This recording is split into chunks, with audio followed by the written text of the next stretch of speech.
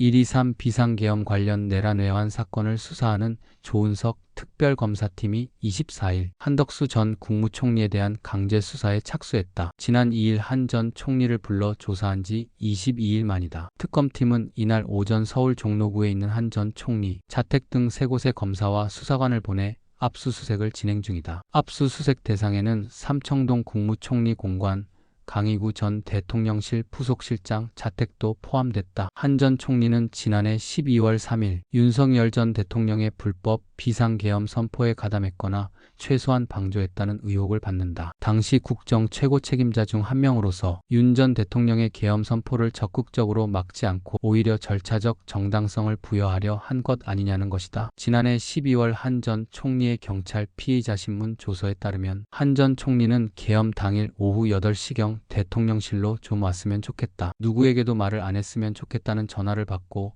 삼청동 공관에서 대통령실로 이동했다. 비상계엄을 하려고 한다는 윤 전 대통령 말을 듣고 만류했지만 너무나 의지가 확고해 다른 국무위원들의 말도 들어보시라고 했다는 게 한 전 총리 진술이다. 이에 윤 전 대통령은 한 전 총리를 비롯해 이미 대통령실에 와 있던 국무위원들 김용현, 박성재, 이상민, 김영호, 조태열 전 장관을 제외한 나머지 13명의 국무위원 중 임의로 선정한 6명에게만 대통령실로 오라고 지시했고, 마지막으로 오영주 중소벤처기업부 장관이 도착해 국무회의 정족수 11명이 채워지자 2분간 일방적으로 계엄을 선포하겠다고 통보했다는 게 현재까지 특검팀 조사 결과다. 이런 점에서 특검팀은 한 전 총리가 비상계엄을 선포하려면 국무회의 심의를 거쳐야 한다는 사실을 알고서 계엄 정당성을 확보하려는 목적으로 국무회의 소집을 한 것으로 의심한다.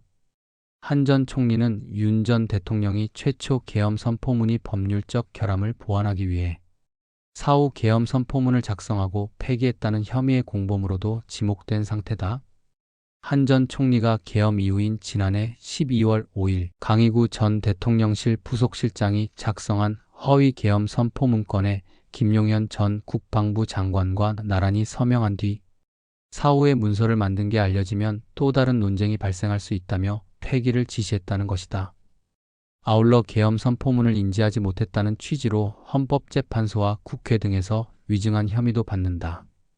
한 전 총리는 2월 국회에서 계엄 선포문에 대해 계엄 해제 국무회의가 될 때까지는 전혀 인지하지 못했고 나중에 양복 뒷주머니에 있는 것을 알았다고 증언했지만 특검팀은 한 전 총리가 계엄 문건 등을 챙겨 살펴보는 장면이 담긴 대통령실 폐쇄회로 CCTV를 확보한 상태다.